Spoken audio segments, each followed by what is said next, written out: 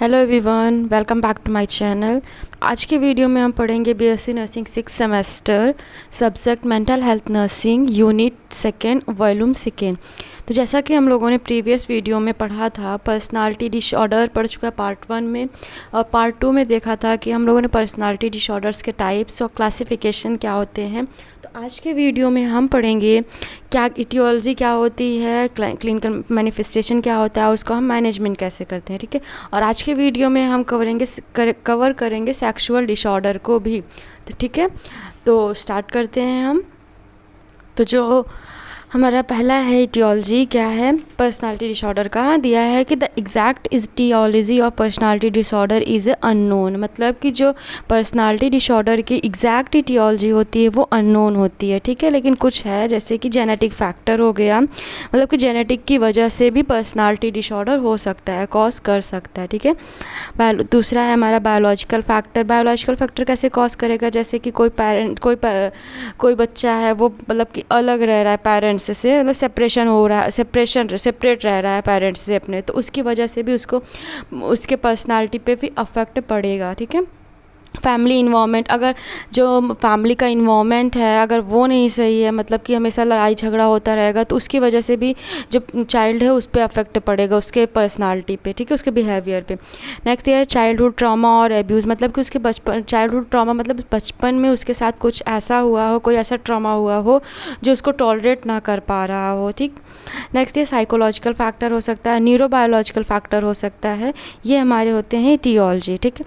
Next हमारा दिया है क्लिनिकल मैनिफेस्टेशन क्या होते हैं, मतलब साइन और सिम्टम्स क्या होते हैं। तो according to DSM-5 the 4 features, तो हमारे DSM-5 के अकॉर्डिंग 4 फीचर्स है। तो आप कमेंट में बताइएगा DSM-5 का डिप फुल फॉर्म क्या होता है, ठीक है। तो पहला हमारा दिया है disordered thinking pattern. Disordered thinking pattern क्या होता है, they may be unaware of how their behaviour cause problem for themselves and other, ठीक है।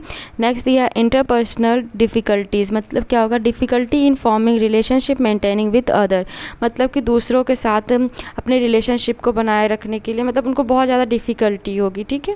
नेक्स्ट दिया poor impulsive control, poor impulsive control, तो ये क्या है, difficulty controlling impulsive behaviour like aggression, risk taking of और सेल्फ हाँ, मतलब क्या होगा, उनके अपने इम्पल्सेस को कंट्रोल करने में बहुत ज़्यादा डिफ़िकल्टीज़ होगी, जैसे कि उनको बहुत ज़्यादा गुस्सा आ रहा है या फिर खुद को हार्म कर ले रहे हैं, उसमें उनको बहुत ज़्यादा ही डिफ़िकल्टीज़ होगी। क्या होगा, पुअर कोपिंग स्किल्स, मतलब कोपिंग स्किल्स मतलब क्या होता है, उनको कोई भी स्ट्रेस या फिर उनको बहुत ज़्यादा गुस्सा आ रहा है या फिर वो कोई सिचुएशन को हैंडल नहीं कर पा रहे हैं, तो मतलब उनका कोपिंग मैकेनिज़्म बहुत ही बेकार है, ठीक है।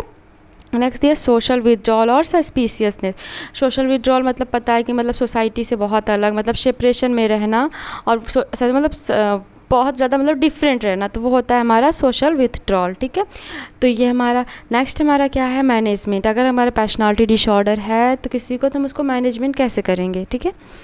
दिया है नेक्स्ट पहला हमारा साइकोथेरेपी, मतलब उसको हम मेन ट्रीटमेंट जो होता है उसको साइकोथेरेपी करेंगे, कॉग्निटिव बिहेवियर थेरेपी देंगे, उसको ग्रुप थेरेपी देंगे, रिक्रिएशनल थेरेपी देंगे। रिक्रिएशनल थेरेपी मतलब क्या होता है कि उसको कोई ऐसी एक्टिविटी करवाना कि जिससे उसका माइंड क्या हो, डाइवर्ट हो, ठीक। उसको कैसे गेम खिलवाना, आउटडोर इंडोर, मतलब ऐसे उसको उसके माइंड को डाइवर्ट करने के लिए रिक्रिएशनल थेरेपी देते हैं। दिया है मेडिकेशन में, मतलब कि अगर मेडिकेशन हम उसको तब कहते हैं कि जैसे उसको अगर एंजाइटी है, डिप्रेशन है, उसके लिए हम उसको मेडिकेशन प्रोवाइड करेंगे। फैमिली सपोर्ट के लिए बोलेंगे और काउंसलिंग के लिए बोलेंगे, मतलब कि interaction and guidance by the therapist, ठीक है। तो अब आगे हमारा क्या है, हम इसके आगे पढ़ते हैं नर्सिंग मैनेजमेंट कैसे करते हैं हम।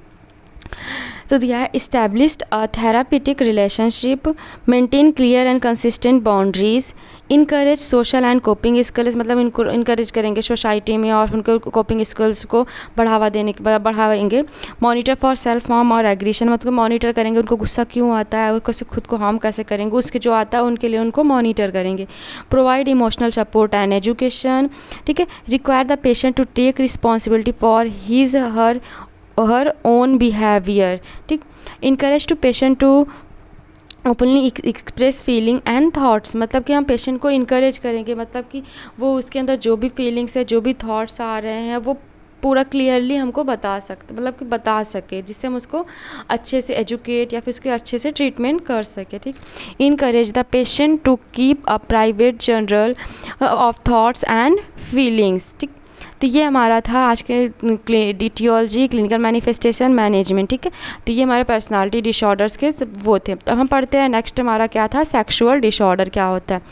दिया क्या, सेक्सुअल डिसऑर्डर और condition in which a person experience disturbance in sexual desire, arousal और बिहेवियर दैट कॉज डिस्ट्रेस और इम्पेयरमेंट इन फंक्शनिंग। ठीक है, सेक्सुअल डिसऑर्डर क्या होता है सभी को मतलब मोस्टली कॉज पता होगा कि होता क्या। जैसे sexual disorder concerning person experience disturbance in sexual desire, arousal और बिहेवियर, मतलब कि उनको डिस्टर्बेंस होगा जिसकी वजह से कॉज है डिस्ट्रेस और इम्पेयरमेंट इन फंक्शनिंग। ठीक, तो सेक्सुअल डिसऑर्डर के क्लासिफिकेशन हम देखते हैं अकॉर्डिंग टू DSM-5, मतलब कि DSM-5 के अकॉर्डिंग 3 टाइप्स के होते हैं सेक्सुअल डिसऑर्डर। जैसे पहला क्या दिया है, सेक्सुअल डिसफंक्शन, सेकंड दिया है पैराफिलिक डिसऑर्डर और थर्ड दिया है जेंडर डिस्फोरिया। ठीक, तो हम पहला पढ़ते हैं क्या है हमारा सेक्सुअल डिसफंक्शन। तो सेक्सुअल डिसफंक्शन क्या है, difficulty experienced during any stage of sexual activity such as desire, arousal or orgasm। ठीक, नेक्स्ट दिया paraphilic disorder, sexual desire involving unusual object, situation और इंडिविजुअल। थर्ड दिया है जेंडर डिस्फोरिया में क्या है, a condition in which a person experience distress due to mismatch between biological sex और gender identity. ठीक, तो ये हमारे क्लासिफिकेशन होते हैं। नेक्स्ट क्या है हमारा दिया है, तो जो हमारे 3 टाइप्स के हम लोगों ने पढ़ा है, कौन कौन सा पढ़ा है, सेक्सुअल डिसफंक्शन, पैराफिलिक और जेंडर डिस्फोरिया। तो उसमें जो हमारा सेकंड था पैराफिलिक डिसऑर्डर, उसके हम कुछ टाइप्स है जो हमारे सिलेबस में दिए हैं। ठीक है, तो उसको हम करते हैं क्या है। तो पैराफिलिक डिसऑर्डर टाइप्स में पहला क्या दिया है, exhibitionistic disorder, voyeuristic disorder, frotteuristic disorder, sexual sadism disorder, pedophilic disorder और फेटिसिस्टिक डिसऑर्डर। ठीक है, तो ये हमारा पैराफिलिक के टाइप्स हैं, हम इसको 1 बाय 1 करके देखते क्या है ये। तो पहला जो हमारा है एक्सिबिनिस्टिक क्या है, इसमें condition in which a person gets sexual arousal by exposing their genitals to an suspecting strangers. ठीक है, वो क्या करेगा यहाँ पे एक्सपोजेस करेगा, मतलब क्या अपने जेनाइटल्स पार्ट को दिखाएगा। ठीक है, नेक्स्ट क्या है वॉयरिस्टिक डिसऑर्डर क्या होता है, sexual arousal from watching other who are naked, undressing और engaged in sexual activity without their knowledge. Next दिया है हमारा फ्रॉट यूरेस्टिक डिसऑर्डर क्या होता है, सेक्सुअल अराउजल फ्रॉम टचिंग और rubbing against a non consenting person usually in crowd places. मतलब कि इस फ्रॉट यूरेस्टिक क्या होता है कि क्राउड प्लेसेस पे, जैसे कि बहुत ज़्यादा जहाँ पे भीड़ है वहाँ पे गलत तरीके से उन किसी को टच करना या फिर, ठीक है, वही होता है हमारा फ्रॉट यूरेस्टिक डिसऑर्डर। नेक्स्ट दिया है sexual masochism, sexual arousal from being humiliated, beaten और मेड टू सफ़र। नेक्स्ट दिया sexual sadism disorder, sexual arousal from inflicting pain और ह्यूमिलेशन ऑन अनदर पर्सन।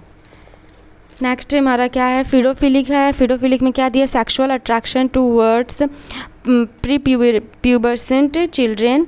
फेटिसिस्टिक मतलब क्या है, sexual arousal from non living objects और specific object body parts. Transvestic है, sexual arousal from dressing in cloth of the opposite gender. तो हमारा ये एक ट्रिक की वजह से निमोनिक्स है इसका, VFEMSPFT।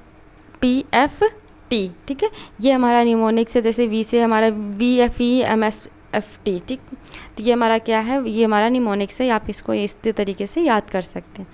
तो इसका ट्रीटमेंट क्या होता है, हम इसमें इनको बिहेवियर थेरेपी कर देंगे, ग्रुप थेरेपी भी प्रोवाइड करेंगे। फार्मेकोथेरेपी मतलब कि हम उनको ड्रग के थ्रू भी ठीक कर सकते हैं, जैसे कि हमारा क्या है एंटी डिप्रेसेंट ड्रग्स देंगे, एंटी एंड्रोजन ड्रग्स देंगे और हार्मोनल थेरेपी देंगे। ठीक, नेक्स्ट है हमारा नर्सिंग मैनेजमेंट, जो हमारा मेन रोल होता है। ठीक है, आप कोई भी टॉपिक लिखोगे तो उसके लास्ट में आपको रोल ऑफ नर्स या फिर नर्सिंग मैनेजमेंट आप रोल ऑफ नर्स लिखोगे।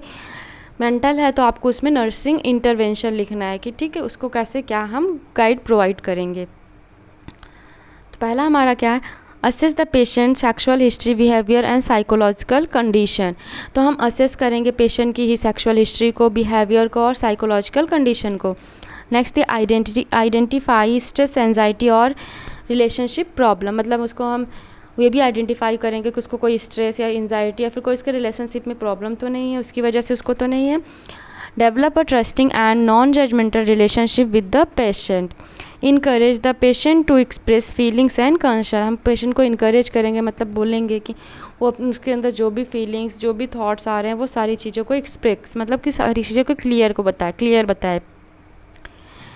Ensure privacy during discussion and treatment, ठीक है, जो भी ट्रीटमेंट या फिर जो भी सारी उसके जो भी डिस्कशन होगा पेशेंट के और डॉक्टर्स के बीच में या फिर जो साइकेट्रिक नर्स होंगे उनके बीच में जो भी बातचीत होगी पेशेंट की, उसको हमको कैसे एकदम प्राइवेटली रखना है, मतलब किसी को उसके साथ और शेयर नहीं करनी है, ठीक है, वो सिर्फ आपके और पेशेंट के बीच में रहनी चाहिए।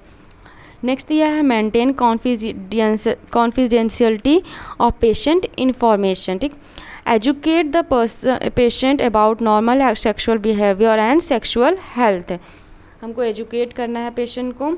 Help the patient develop impulse control and behaviour management skills, assist and support the patient during counselling और साइकोथेरेपी सीजन, एजुकेट करेंगे हम फैमिली को, जो पेशेंट को डिसऑर्डर है और ट्रीटमेंट है उसके लिए हम पेशेंट को बताएंगे, ठीक।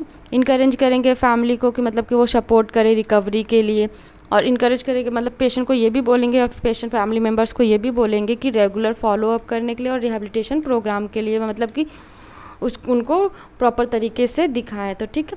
तो ये यूनिट होती है हमारी कंप्लीट। तो हम लोगों ने क्या पढ़ा आज के चैप्टर में, हम लोगों ने पढ़ा पर्सनालिटी डिसऑर्डर्स के पहले हम लोग इटियोलॉजी, साइंस, सिम्टम्स और उसको हम कैसे मैनेजमेंट करेंगे, ठीक है। नेक्स्ट टॉपिक हम लोगों ने पढ़ा सेक्सुअल डिसऑर्डर क्या होता है, कितने टाइप्स के होते, कितने क्लासिफिकेशन है उसके, और उसके अंदर के जो कितने टाइप्स के हैं हम लोगों ने अकॉर्डिंग टू सिलेबस पूरा नोट्स के साथ हम कंप्लीट किया है, ठीक है। तो वीडियो अगर हेल्पफुल लगी हो तो लाइक शेयर और चैनल को सब्सक्राइब ज़रूर करें। Thank you.